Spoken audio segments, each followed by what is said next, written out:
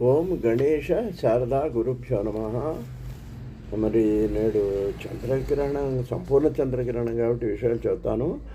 మరి ఇవాళ ఈ విశ్వావసన సంవత్సరంలో నుండి మనకు 2 చంద్రగ్రహణాలు, ఒకటి ఏమో ఈ రోజున, రెండోది 26వ సంవత్సరం, అంటే వచ్చే సంవత్సరంలో మార్చి 3వ తారీఖున రెండోది ఉంది. ఈ 2 గ్రహణాలు ఉన్నాయి. ఇప్పుడు ఈరోజు గ్రహణం కనుక మనం పరిశీలించినట్లయితే 7వ తారీఖున మనకు పౌర్ణమి, ఆదివారం రాహుగ్రస్త సంపూర్ణ చంద్రగ్రహణం అండి. ఇది రాత్రి సమయంలో 9:56కి ప్రారంభమై మధ్యకాలమేమో 12 గంటలప్పుడు అది ఇంకా పూర్తిగా పట్టుకుంటుంది అది రాహువు. ఆ తర్వాత మనకి ఈ చివరికి మోక్షకాలం ఎప్పుడంటే 1:26 వరకు ఉంటుందండి, రాత్రి 1 గంట వరకు. అందువలన ఇప్పుడు ఇది ఏంటంటే దీంట్లో నుండి రెండు నక్షత్రాలండి. ఒకటేమో ప్రారంభమై శతభిషంలో ప్రారంభమవుతున్నది, తర్వాత పూర్వభాద్రలో విడుస్తున్నది. అందువల్ల శతభిషము, పూర్వభద్ర నక్షత్రాల వాళ్ళు ఈ గ్రహణం చూడరాదు.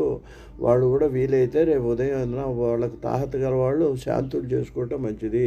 శాంతి అంటే ఏంటంటే ఇది రాహువు గ్రహణం కాబట్టి ఒక చిన్న వెండితో ఒక చిన్న పాము పడగలాంటిది ఒకటి, చంద్రబింబం లాంటిది ఒకటి చేసి ఎవరైనా ఒక బ్రాహ్మణుడికి దానం చేసుకుంటే పుణ్యము. తర్వాతనేమో చంద్రుడికి సంబంధించింది కాబట్టి బియ్యం దానం చేసుకుంటే మీ శక్తి కొద్దీ బియ్యం దానం చేస్తే చంద్రుడు సంతోషిస్తాడు.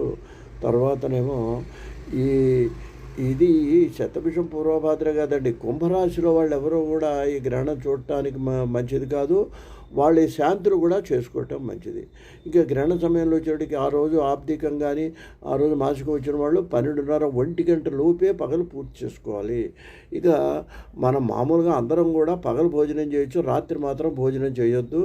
రోజున మానేసి ఏదో 6:30కు అల్పాహారం తీసుకొని 6:30 లోపే, అంటే 3 గంటల్లో గ్రహణ సమయానికి మనకు అరిగిపోయేట్టుగా సాయంత్రం 6:30 లోపే మనకు స్వల్పంగా అల్పాహారం తీసుకోండి. ఉదయం 9ంటికి స్నానం చేసి పడుకోండి. తెల్లవారిన తర్వాత లేచి మళ్ళీ తల స్నానం చేస్తే సరిపోతుందండి.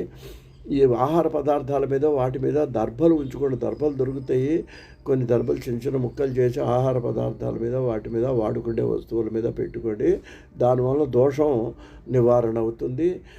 అదేవిధంగా ఉదయం తలస్నానం చేసిన తర్వాత ఈ దోషం గల వాళ్ళు ఎవరంటే పూర్వభాద్ర నక్షత్రం వాళ్ళు కూడా కొంతమంది శతభిషం వాళ్ళు ఈ దాన ధర్మాలు అవే కాదండి. బియ్యం దానం చేసుకోవచ్చు, లేకపోతేనేమో వాళ్ళ శక్తి కొద్దీ వస్త్రాలు దానం చేసుకోవచ్చు. ఏదైనా సరే దానం చేసుకుంటే ఈ గ్రహణ దోషాన్ని పోగొట్టుకున్న వాళ్ళు అవుతారు.